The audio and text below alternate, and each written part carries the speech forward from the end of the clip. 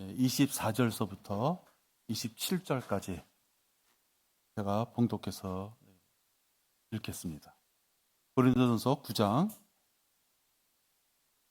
24절. 경기장에서 달리는 사람들이 모두 달릴지라도 한 사람만이 상을 받는 것을 너희가 알지 못하느냐. 그러므로 너희도 상을 얻게 되도록 달리라.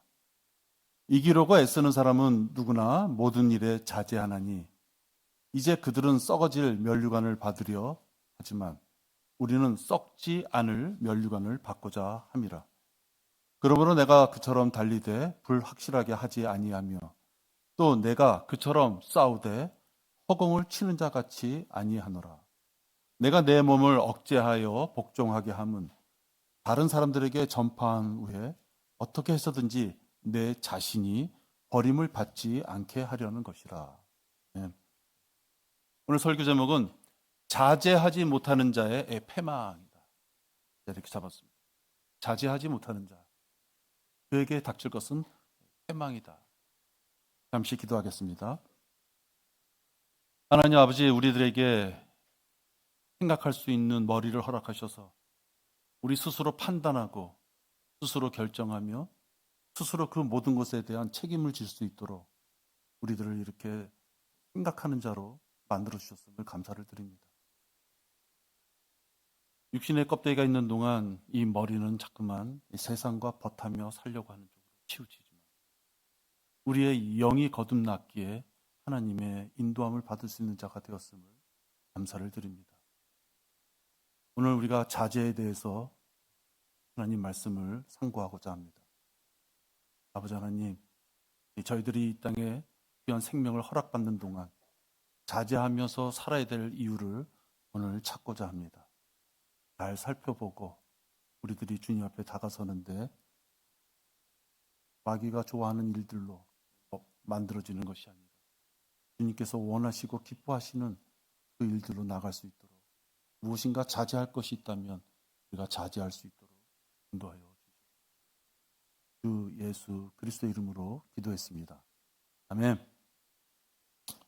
여러분, 구원받은 자들은 반드시 직면하게 될 사항들이 있습니다.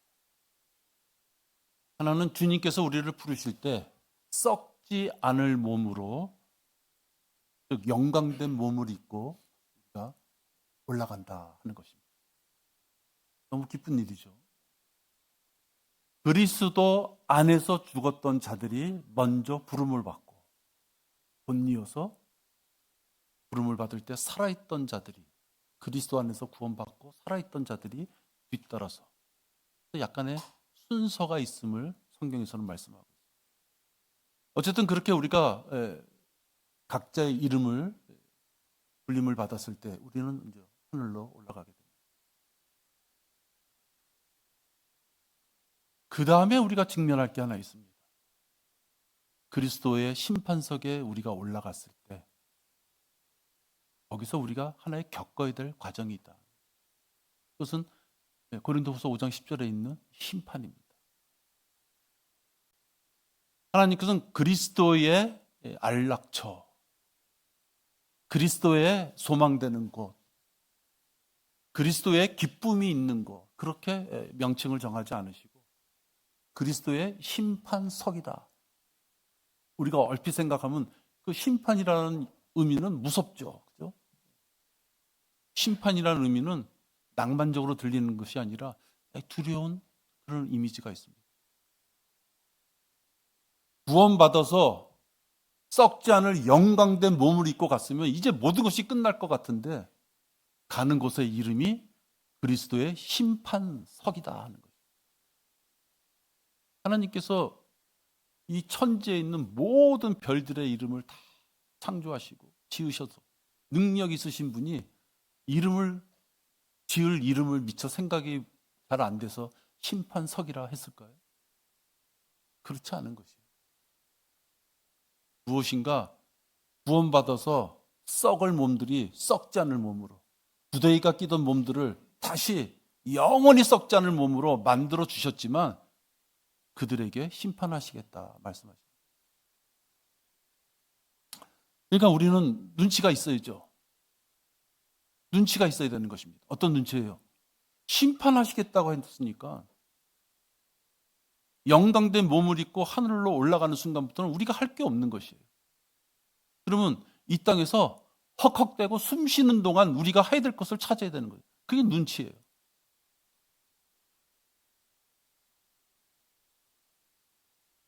성도들은 주님이 우리를 부르시기 전까지 우리의 삶을 어떻게 살 것인가 인내로 그 믿음의 경주를 달려가요. 우리가 뭐 경주하니까 조금 멋있는 말처럼 들려요. 뭐 올림픽이나 이런 데서도 보면 또 월드컵 같은 그 축구 경기를 보면 참여하는데 의의가 있다. 이런 말은 주로 누가 해요? 메달을 도저히 딸 수 없는 자들이 그런 얘기를 하는 거예요.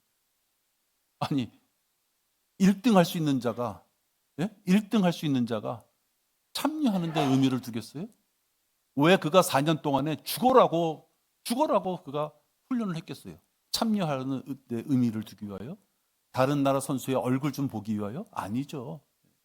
1등 하려고, 메달을 따려고 참여하는 거예요. 그러니까 사실은 경주라는 말을 하지만 사실 싸움이에요. 올림픽이 왜 생겼어요? 모든 나라가 치고받고 전쟁을 하니까 죽이고 살리고 하는 전쟁보다는 조금 이렇게 스포츠라는 어떤 걸 통해 가지고 그 경쟁심을 해갈시키기 위해서 그게 생긴 거죠. 그러니까 그것 자체가 평화가 아닌 것이죠. 그들은 평화라고 얘기하지만 올림픽, 월드컵이 열렸다고 전쟁이 안 일어났습니까? 전혀 아닌 것이죠. 마귀가 그렇게 인간들이 마치 평화를 찾아서 무엇인가 할 수 있는 것처럼 유도할 뿐이지 전쟁은 뭐 지금도 전쟁하잖아요. 60만 명이 죽었다 그러잖아요. 드론으로 소련군들 죽이려고 보면 얼마나 잔인합니까? 그 사람 머리 올라가 가지고 바로 위에서 수리탄을 던지는 그 수리탄을 보는 병사의 마음은 어떻겠어요? 그게 전쟁입니다. 그런데 우리가 죽기 전에 해야 될 것이 바로 그 전쟁이라 하는 것이에요. 내가 선한 싸움을 싸우고 달려갈 길을 마치고 믿음을 지켰으니 바울도 싸움이라고 표현해요. 싸움. 급소를 치든 뭘 어떻게 하든 이겨야 되겠다는 싸움이라는 것이에요. 그게 전쟁으로 확대된다 그러면 누굴 죽여야 되는 것이죠. 너희가 죄와 맞서서 싸우되 아직 피 흘리기까지는 대항하지 않았습니다. 파이팅, 영어로 파이팅, 스트라이빙, 싸운다는 뜻이에요. 참여한다는 뜻이 아니라 싸운다. 여러분 싸움 많이 해보셨어요? 싸움할 때 점잖게 합니까? 나 한 대 칠 테니까 좀 피하세요. 이렇게 그렇게 합니까?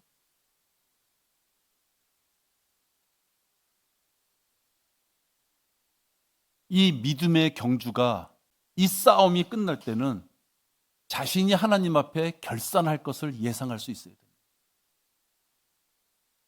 그 결산을 예상하지 못하는 자는 무지한 자죠. 여러분 하나님을 믿으신다고 해서 이 값진 이 휴식을 취할 수 있는 주의 첫날 여기에 모이신 거잖아요. 바로 그 하나님께서 말씀하시는 것은 싸워라.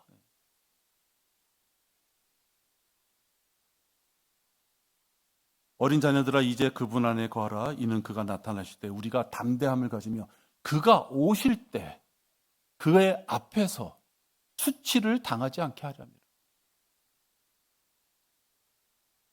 그래서 심판석에 가서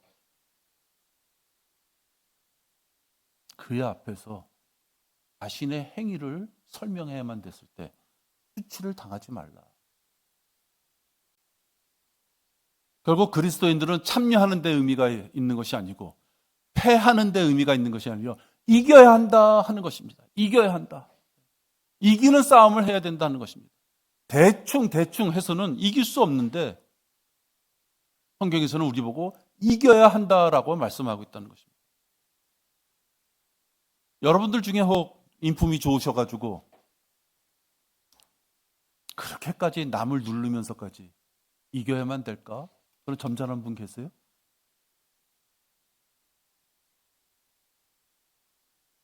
그것은요, 상을 주시겠다고 하는 하나님을 완전 무시하는 것이에요.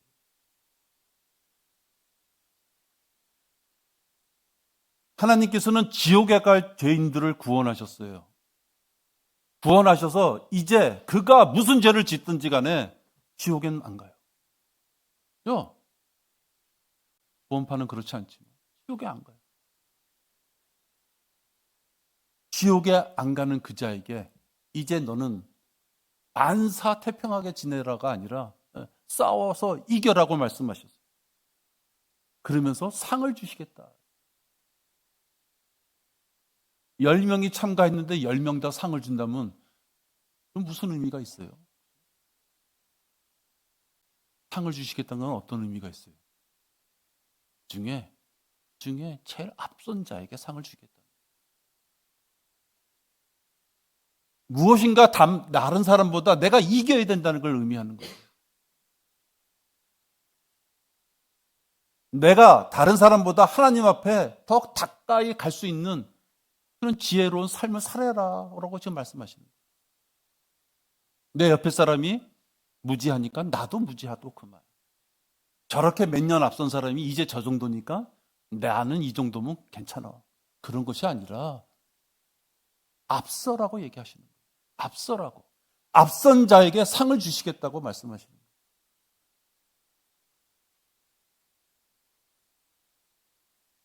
상을 주시겠다고 준비하신 하나님 앞에 나는 그렇게까지 할 필요 없다고 생각하는 자가 있다면 그 하나님의 말씀의 권위를 대적하는 것이다. 상장을 다 준비하고 상품도 싸놨는데 100m 달리기에서 1등 죽겠는데 안 뛰어. 야, 그까지 상 그거 뭐 기껏해 휴지겠지. 뭐 땀 흘리고 뛰냐? 안 뛰어. 그죠? 그거밖에 안 되는 것이. 하나님께서는 이러신 분이에요. 불의한 자는 그대로 불의함에 있게 하고 더러운 자는 그대로 더러움에 있게 하라. 불의한 자 너무 불쌍하니까 와 끌고 가가지고 의롭게 만들고 더러운 자 불쌍하니까 데려다가 휘쳐지고 그러신 분이 아니에요. 그렇지만 이렇게는 하세요. 너 불의하다. 말씀으로 비춰보니까 너 형편없구나. 불의하다. 말씀에 비춰보니까 너 더럽다. 기회를 주시는 거죠. 불의에서 빠져나오고 더러움에서 빠져나올 건 자기가 판단할 것이에요. 하지만 하나님께서는 그의 판단에 따라서 그를 다루실 분이에요. 반면에 의로운 자도 그대로 의로움에 있게 하고 거룩한 자도 그대로 거룩함에 있게 하라. 그 사람이 가는 길에 따라서 하나님은 대우해 줄 뿐이에요. 대한민국의 우리 교회에서 거려 설교자를 세웠다.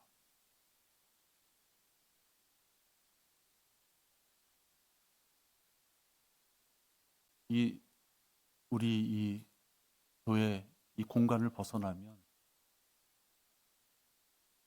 어느 교회 가서 여러분의 입술에 그리스도의 은혜의 복음을 담고 지나가는 자에게 주 예수 그리스도를 믿으라. 그렇게 할 수 있는 자가 어디 있어요?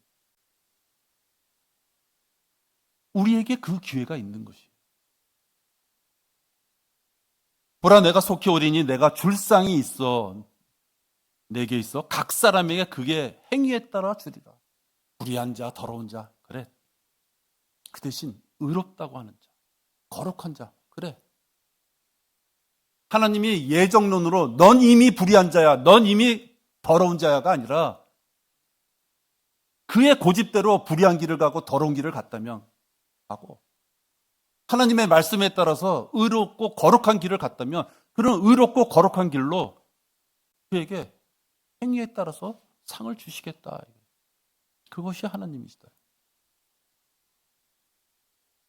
그렇기 때문에 우리가 사도 바울을 보면 그가 인생의 끝 마무리까지 갔을 때 그의 고백을 보면 지금 이런 상황을 너무 잘 아는 선지자였구나라는 걸 알 수 있어요.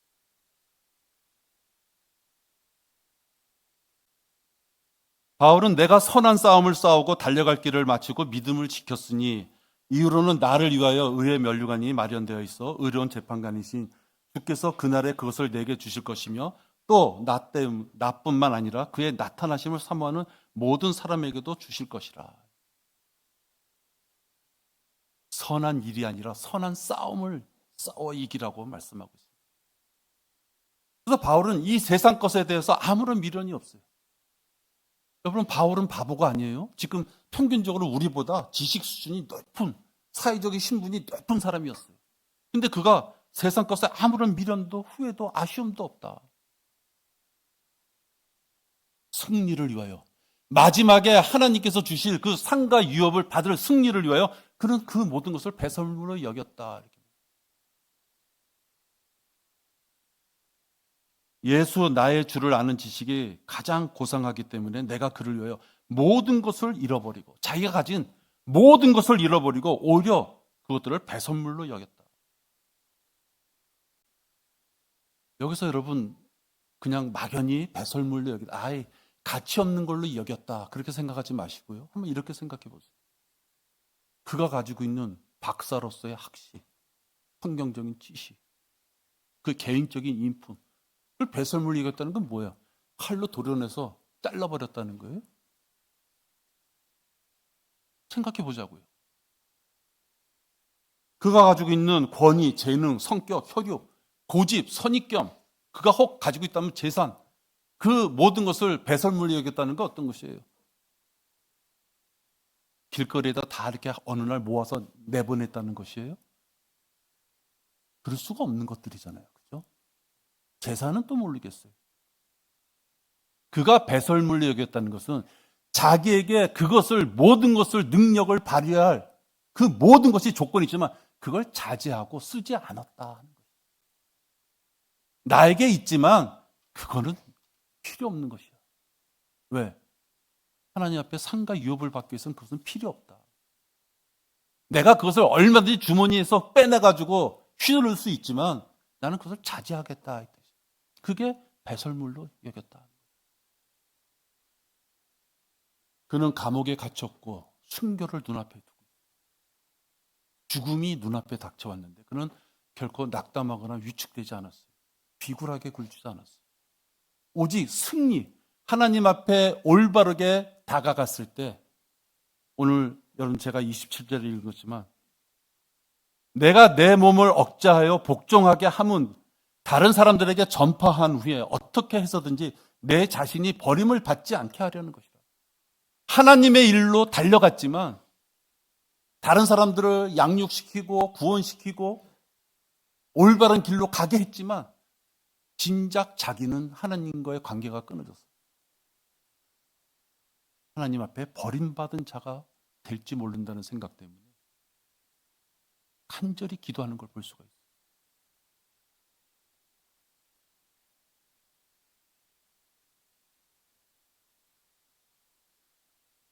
사도 바울을 본으로 삼고 살아가려고 하는 성도가 갖춰야 될 것은 가장 중요한 덕목은 자제예요. 이기려고 애쓰는 사람은 누구나 모든 일에 자제하느니 이제 그들은 썩어질 면류관을 받으려 하지만 우리는 썩지 않을 면류관을 받고자 함이라. 악한 세상이 다가올수록 주님이 다시 오심을 아는 우리들은 우리들의 생명이 허용될 때까지 자제할 수 있어야 돼요.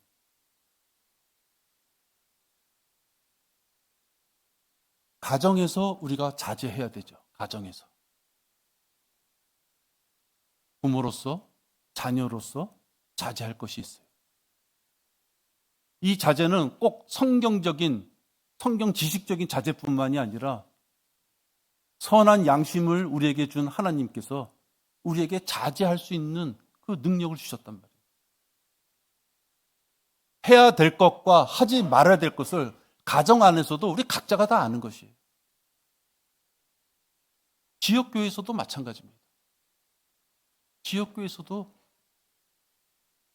성경 지식의 유무와 상관없이 눈치라는 게 있기 때문에 해야 될 것과 하지 말아야 될 것이 있는 거예요.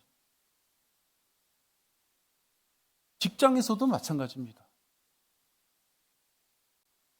비굴하게 굴라는 것이 아니라 이제 갓 들어간 신입사원하고 산전수전 다 겪은 어떤 직급에 있는 사람하고 생각이 같을 수가 없어요. 생각이 같다면 그건 좀 이상한 것이죠.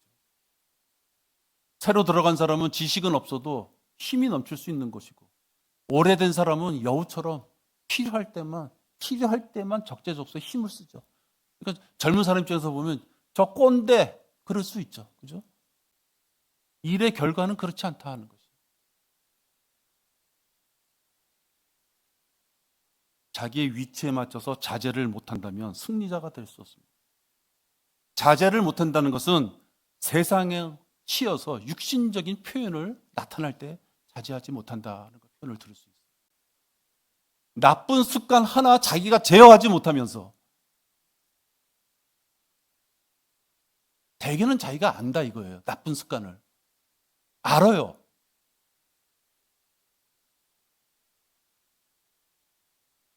이 땅에 살아가면서 나쁜 습관 하나 자기가 제어하지 못하면서 하늘나라에 있는 하나님의 말씀에 따라서 멀리 있는 셋째 하늘에 계시는 하나님의 말씀에 따라서 살아간다? 힘든 얘기다 하는 거죠.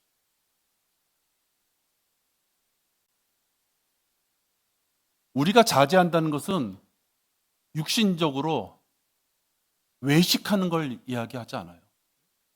남들이 보라고 금식하고, 남들이 보라고 큰 소리로 기도하고, 남들이 보라고 거룩한 모습으로 나타나고, 그걸 우리가 얘기하는 것이 아니에요.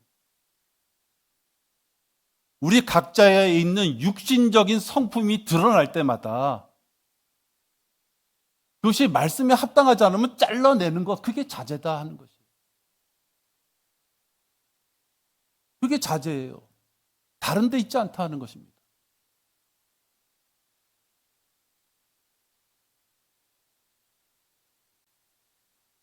운동선수가 시합에서 이기려면 경기 규칙을 알아야 됩니다.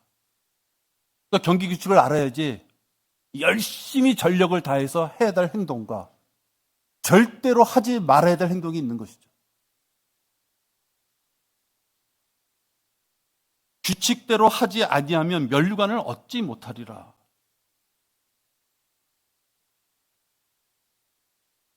가끔가다 권투 선수들이 권투를 할 때 상대편의 후드를 치는 경우가 있어요. 여러분, 후드를 치면 그건 뇌진탕이에요. 그렇죠? 선수의 생명이 끝날 수 있는 것이에요. 그래서 권투 선수들은 절대로 이 뒷부분을 옆에까지는 치지만 뒷머리를 치면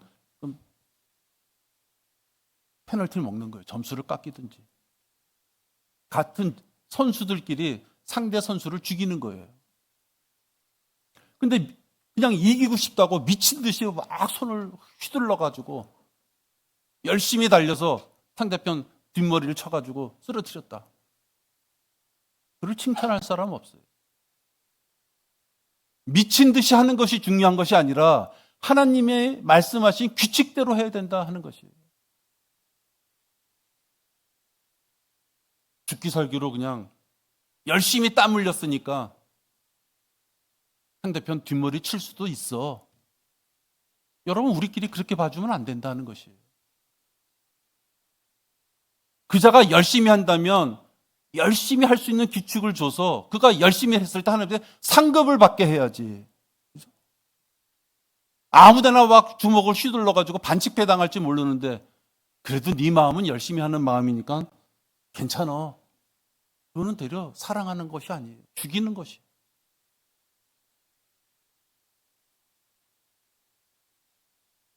그리스도의 심판석에서도 하나님께서 심판하실 것이 무엇이다라고 성경에 주셨어요.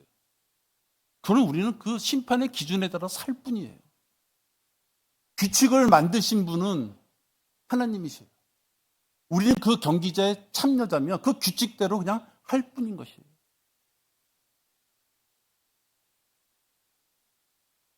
기준에 어긋나게 엉뚱한 것을 행하며 허송세월한 자는 정성을 보아하니 참아 죽게가 아니라 결국은 수치를 당하는 불명예를 당한다 하는 것이에요. 하나님께서는 분명히 기회를 주셨어요. 그죠? 말씀으로 주셨다고요?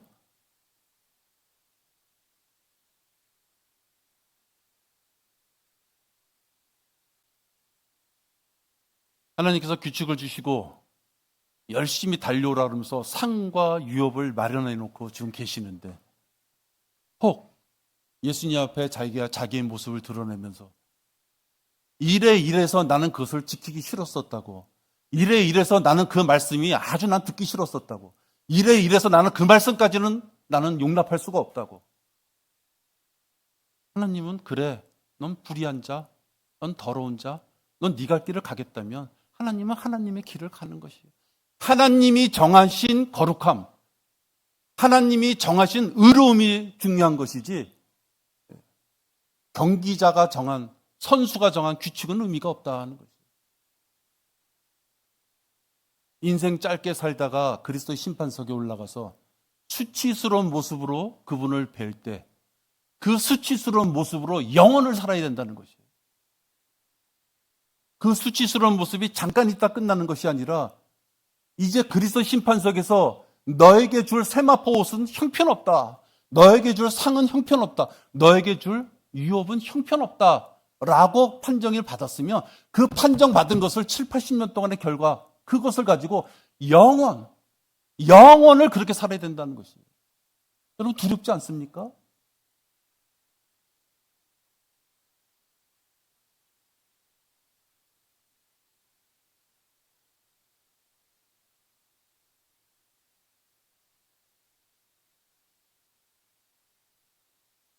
다윗은 평생을 걸려서 자기가 소망하던 게 있었어요. 하나님의 집, 성전을 짓겠다. 여러분 그것이 나쁜 소망입니까? 네. 여러분 내가 우리 교회 건축하자는 거 아니에요?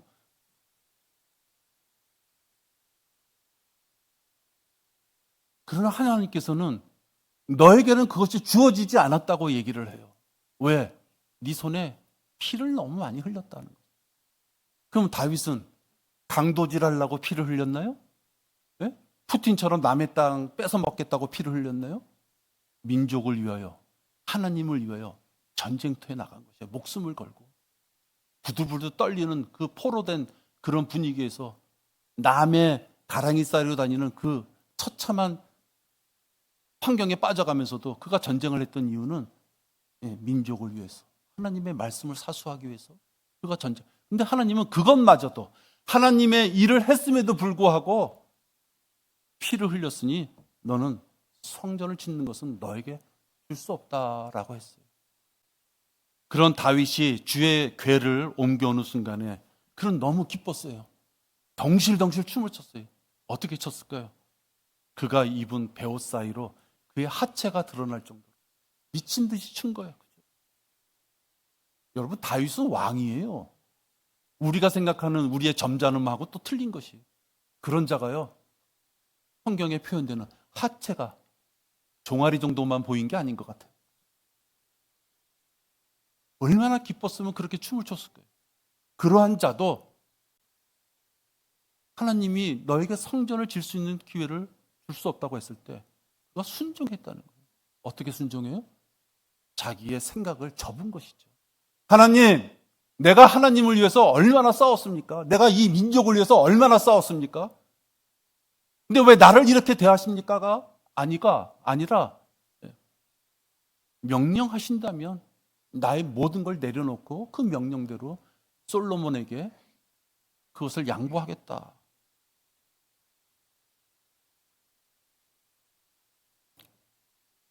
여러분 그게 자제예요.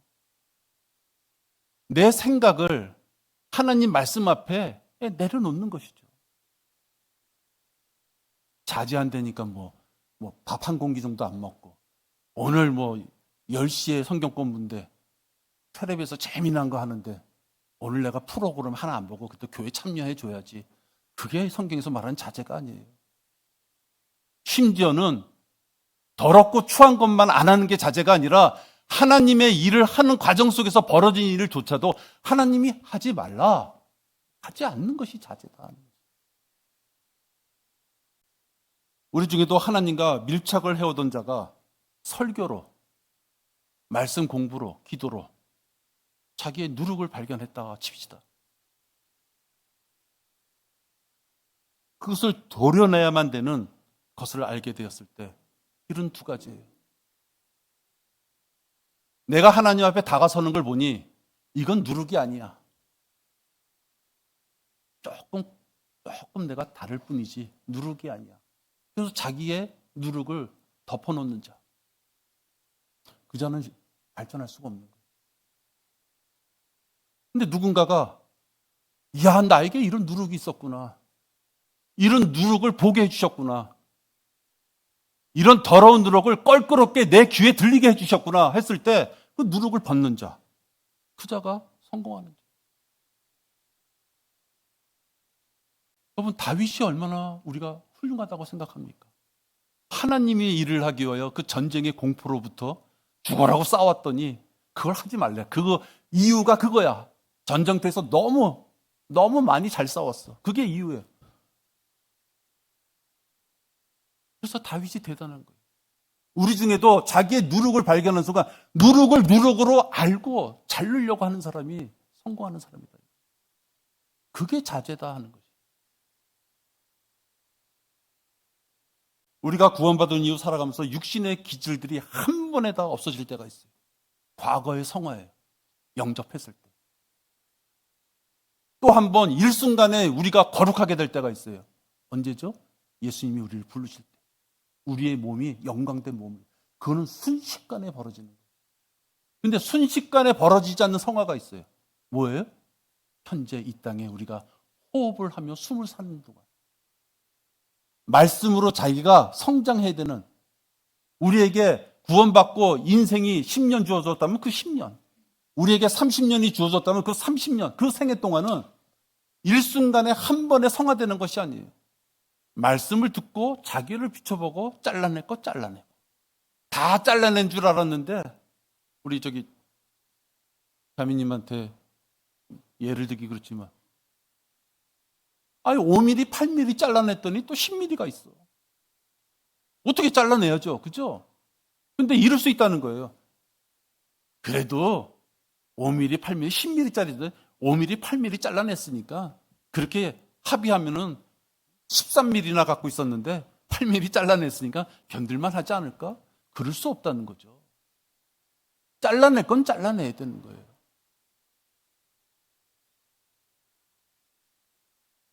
누룩을 알게 되었을 때 그것을 누룩으로 아는 자, 누룩을 발견했을 때 그걸 누룩으로 인정하는 자, 그 누룩 때문에 내 영적 성장이 지체될 수 있다고 판단되는 자, 그 자가 개선할 수 있고 그 자가 성공할 수 있는 자다. 우리는 일주일에 한 번 만나죠. 우리 교회 직분을 가져가지고 사업 잘하면 리베이트로 여러분 떨어지는 거 아무것도 없습니다. 우리 여기 오늘 조명했지만 12만 원 주고 했거든요. 형제가 몇 달을 거쳐서 제일 가까운 곳에 여차하면 AS를 제일 받기 쉬운 곳, 그러면서도 실력이 있는 곳. 우리 교회는 그냥 그럴 뿐이에요.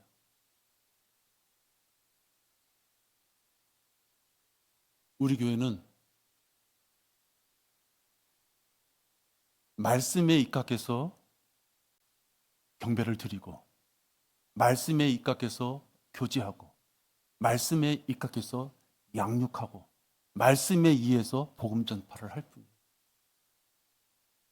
더 내가 냉정하게 날카롭게 잘라낸다면 여러분의 인품, 여러분의 성격, 여러분의 생활 환경, 그게 일선무가 아니에요. 목사는 여러분들의 각자의 형편과 사고와 능력, 범위, 그것을 궁금해서 각자에게 맞는 양육 방법을 제공하는 것이 아니에요. 하나님의 말씀에 따라서 여러분에게 말씀을 드리고 따라오는 자와 따라오지 못하는 자가 그냥 판별될 뿐이에요. 여러분에게 내가 잘 보일 필요도 없고 못 보일 필요도 없어요. 말씀을 전하면 그것이 하나님 앞에 부끄럽지 않은 말씀이라면 올바르게 전할 뿐이고, 여러분도 목사가 말씀에 입각하지 않아서 전한다면 이 교회를 떠나면 그만인 거예요. 한순간에 우리는 남이 될 수 있는 거예요. 구원받은 것에 대해서 제가 말씀드리지 않아요. 지역교회로 봤을 때 남이 될 수 있는 거예요. 지역교회 내에 품위와 질서를 위해 자신의 생각과 감정을 자제하지 못하는 자는 자칫 주제 넘은 자로 비춰지기 쉬운 거예요. 사람이 주제 넘게 행하여 주 너의 하나님 앞에 섬기려고 서 있는 제사장에게나 재판관에게 경청하지 아니하면 그 사람을 죽임으로 너는 이스라엘에서 악을 제거할지니라. 그리하면 온 백성이 듣고 두려워하여 더 이상 주제 넘게 행하지 아니하리라. 주제 넘게 자기 생각을 펴는 교만한 자녀들은 패망으로 이르는 질병에 빠진 것이. 왜?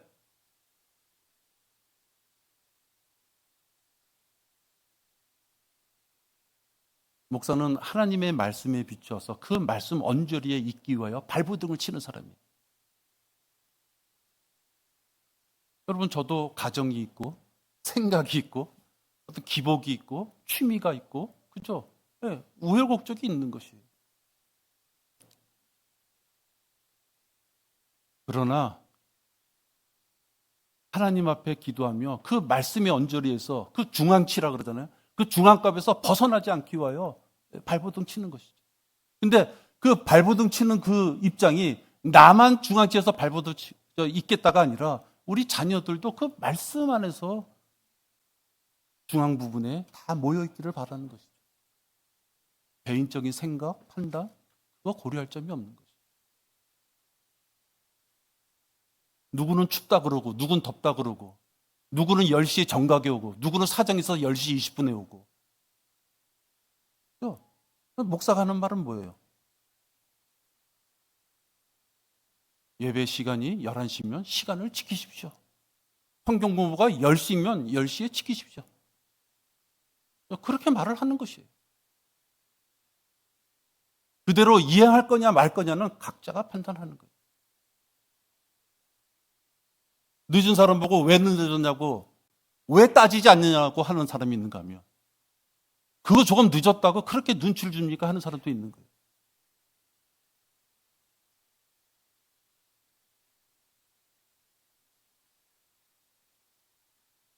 자제하는 자들은 하나님의 일도 균형 있게 해야 되는 거죠. 피를 흘렸으므로 그가 제일 좋아하는 걸 주시지 않잖아요. 그가 살인죄를 저지르고 남의 여자를 갖다가 범하기 위하여 그런 짓을 저질러서 그래도 그가 눈물을 뿌리며 회개할 때 용서해 줬던 분이에요. 그런데 하물며 그가 잘한 일을 갖고도 하나님의 뜻에 따라서 말씀 기준에 비춰봤을 때 피를 흘린 자가 하나님의 전을 지을 수 없다면 안 주신다 하는 것이에요. 성도라면 모든 일을 품위 있게 하고 질서 있게 해야 돼요. 성도 간에 예의가 있어야죠. 예의가 있어야 됩니다. 또 복장과 외모도 건전한 상식의 범위 내에 들어가야 되는 거예요. 환경과 시간에 따른 복장을 갖출 줄 아는 자. 시간 엄수도 당연히 해야죠. 그러나 예외적인 돌출난 행동, 남을 배려하지 않는 모습은 없어져야 되는 거예요. 그렇죠?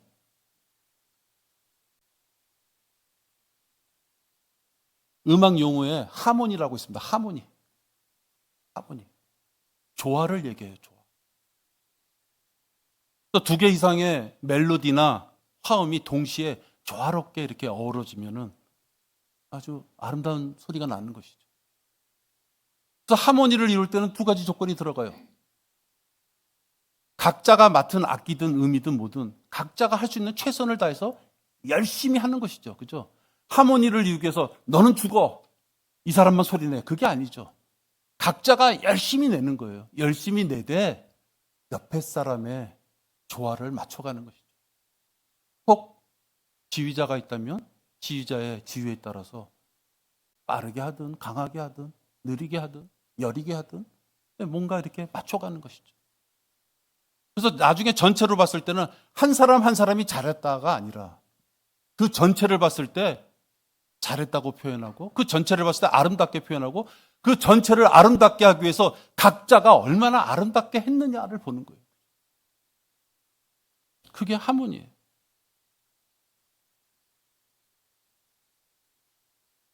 불교파음은 그 나라의 영주를 망치는 것이에요.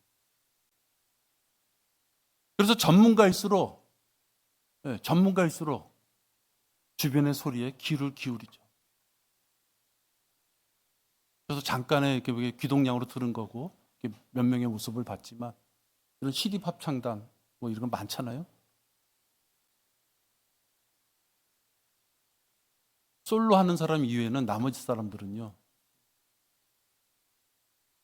90% 이상의 시간들은 뭘 가져요? 그 사람이 음정 내는 거 못 낼까 봐 하는 것이 아니에요. 다른 사람하고 조화를 맞춰가는데 그 전문가들도 90% 이상의 시간을 다 쓰는 거예요. 그 전문가들도 같이 시작하고 같이 끝나고 한 마음으로 이 곡을 어떻게 표현할 것인가. 그것 때문에 90% 시간을 쓰는 거지 때문에 그 노래를 알기 위하여 시간 쓰는 게 아니다. 세상도 이렇다 이거예요. 많은 시간을 조화를 맞춰야 돼요. 이 조화를 맞추기 위해서는 각자가 자제할 줄 알아야 되는 거죠. 동료에 대한 상호 존경과 배려의 정신이 없다면 절제와 자제를 통한 아름다운 하모니를 만들 수 없는 거죠.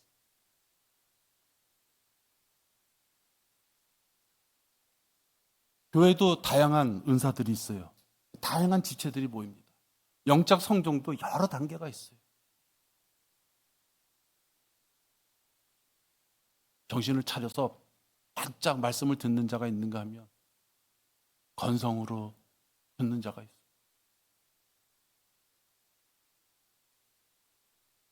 그렇지만 그것이 그 사람에 해당하는 영적 성장인 것이에요.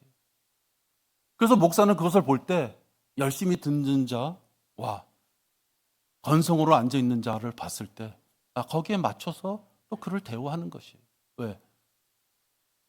너무 앞서가면 지쳐버리거든요. 너무 앞서가면 자기한테 감정이 있는 줄 알거든요. 근데 하나님이 답답한 것은 성장을 안 하고 있다는 것이죠. 그게 안타까운 것이죠. 목자는 그것이 안타까운 것이죠.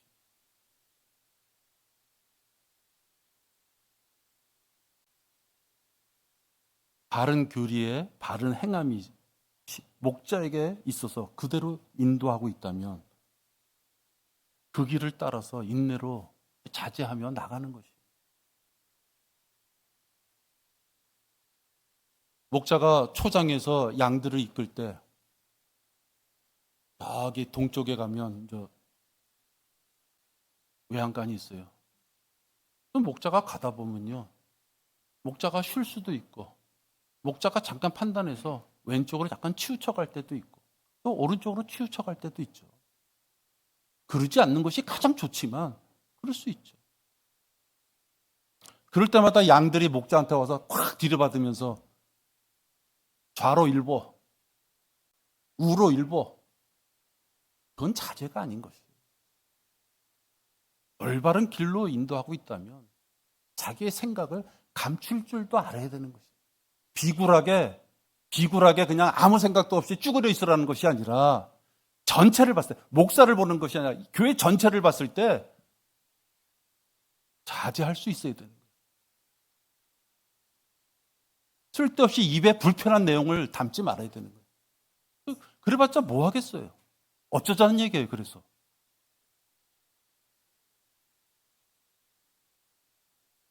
바울도 지역교회를 혼탁하게 하는 무질서하고 전통에 따르지 않는 자들을 훈계하라고 권고하고 있어요.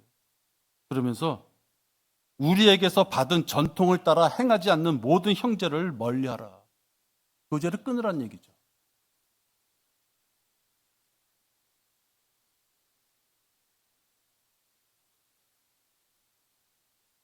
우리가 가지고 있는 작은 지식으로 때와 장소를 가리지 못하고 함부로 내뱉는 말이 무질서하게 지역교회의 분위기를 해칠 수 있는 것이에요.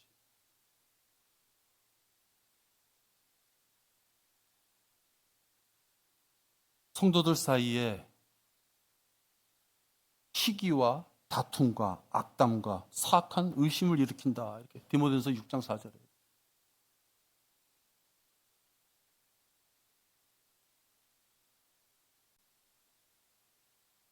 입술을 가볍게 열며 자기 지식을 자제하지 못하고 듣는 것에는 인색하고 다른 사람의 언행에 대해서 성급하게 지적한다면 여러분들 이걸 아셔야 돼요. 말씀에 서 있는 자는 그 다음부터는 그에게 귀를 내주지 않는 것이에요. 눈치가 있어야 돼요.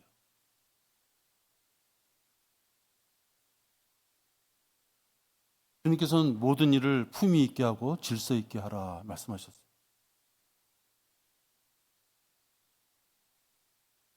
교회에 전통이 들어와 있어요. 전통. 여러분들 우리가 성경에 말하는 그 전통이라는 것을 카톨릭에서 얘기하는 전통으로 생각하시면 안 돼요. 카톨릭의 전통은 유아 세례, 침례 중생에 의해서 하늘의 여왕이라는 마리아, 인간적인 생각으로 예수님을 낳았으니 그가 얼마나 훌륭한 어머니인가. 또 어머니 교회. 성경에도 없는데 그들이 교부 때부터 그렇게 만들어 놓고 그것이 마치 진짜이냐 전통으로 만들어 놓은 것이에요. 우리가 말하는 바울서에서 있는 전통은 그런 것이 아니에요.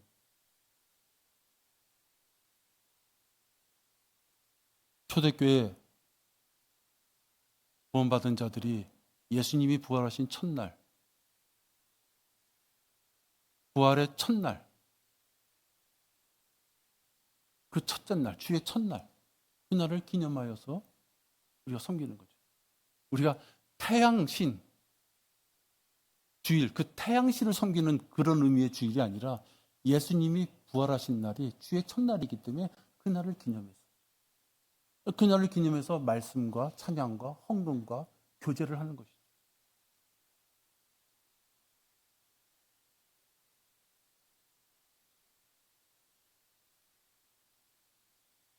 또 성경에서는 교회 내에서는 어린 자가 있고 성장하고 있는 청년이 있고 그 다음에 장로가 있을 수 있고 노년이 있을 수 있다 이렇게 표현합니다. 노년은 그냥 무조건 나이가 있으니까 훌륭할 것이다가 아니라 말씀 안에서 많은 자들을 양육하고 말씀 안에서 다른 사람에게 말씀 안에서 교제해 줄 수 있는 자 그런 자를 노년이다 이렇게 표현합니다.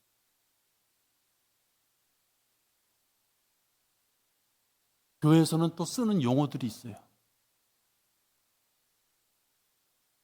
그냥 전통이에요.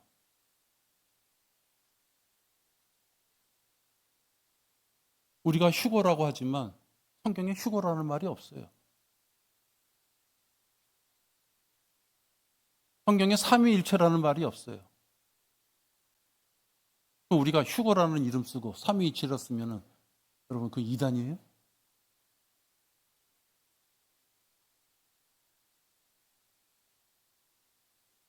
교회는 하나님께서 우리에게 주신 나름대로 전통이 있는 것이에요.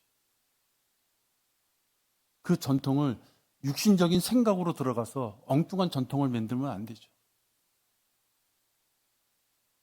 우리 교회 한때 어떤 형제가 저한테 그랬어요. 헌금 바구니를 저 뒤로 하나 이렇게 갖다 놓으면 어떨까요? 아니면 요 밖에다 놓으면 어떨까요? 그 형제님은 사려가 깊었어요. 왜? 혹시 헌금 못 하시는 분이 헌금 바구니 돌 때 좀 마음이 아프지 않을까요? 그럴 수도 있어요, 진짜.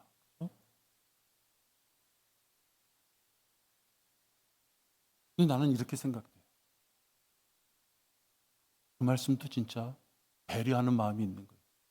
나 하나님 앞에 헌금할 수 있는 부끄럽지 않은 손길을 본인이 부끄럽다고 생각한다. 부끄럽지 않는 손길을 하나님이 주시길 기도해라. 그리고 또 하나 우리 성도 중에 그 누구도 헌금 안 한다고 해서, 헌금 안 한다는 게 그런데, 헌금 못 한다고 해서 헌금 가지고 이러쿵저러쿵 하는 거 없어요. 내 옆에 지체를 신뢰해야죠. 그 대신 내가 헌금에 대해서 강조하는 것이 아니라 헌금을 통해서 하나님 앞에 나도 봉사할 수 있는 기회가 있으면 그 힘을 달라고 기도한다는 거죠. 우리 교회도 후원을 받아요.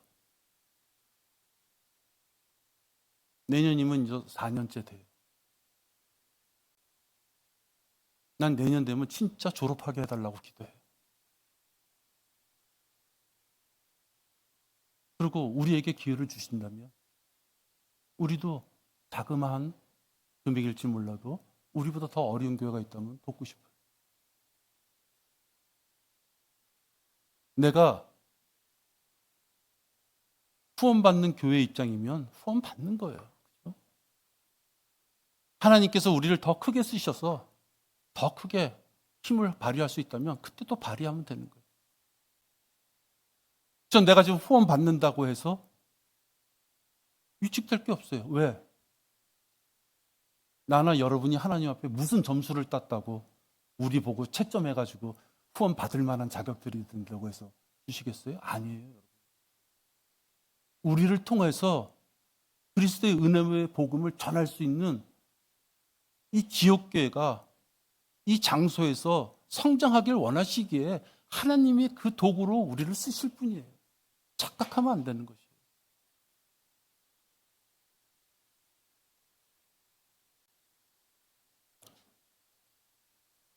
교회가 행하는 여러 가지 교회의 어떤 일들, 자그마한 거지만 전통으로 내려오서 명목이 이어져서 서로들 그것을 지키고자 하는 어떤 그런 일들, 그런 일들이 자기하고 부딪혔을 때 그것이 말씀에 어긋난 것이 아니라면 자기의 의를 잠깐 내려놓는 것이 자제다 하는 것이에요. 그 생각과 판단을 무시하는 것이 아니라 그것이 전체 말씀의 교회가 이끌어 나가는 데 있어서 큰 방해가 아니라면 그 불편한 내색을 내려놔야 되는 거죠.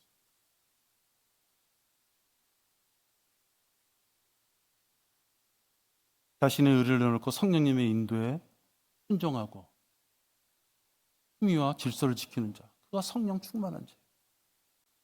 여러분, 성령 충만은 무엇이에요? 성령 충만, 용어가 뭐예요?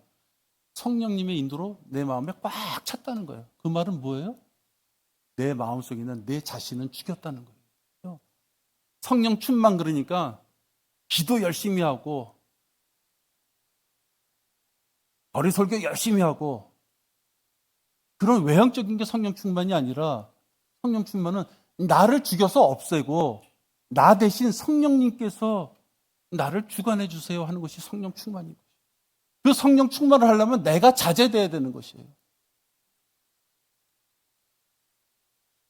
그 기준이 말씀에 들어와 있다면 자제해야 되는 거예요. 말씀에 벗어났다면 자제할 필요 없죠. 함께 가지 못하는 것이죠. 자제하는 자가 얼굴에 기쁨이 있는 거예요. 성령 충만으로 자제하지 못하면 만천하가 다 알 수 있도록 기쁨이 없어요.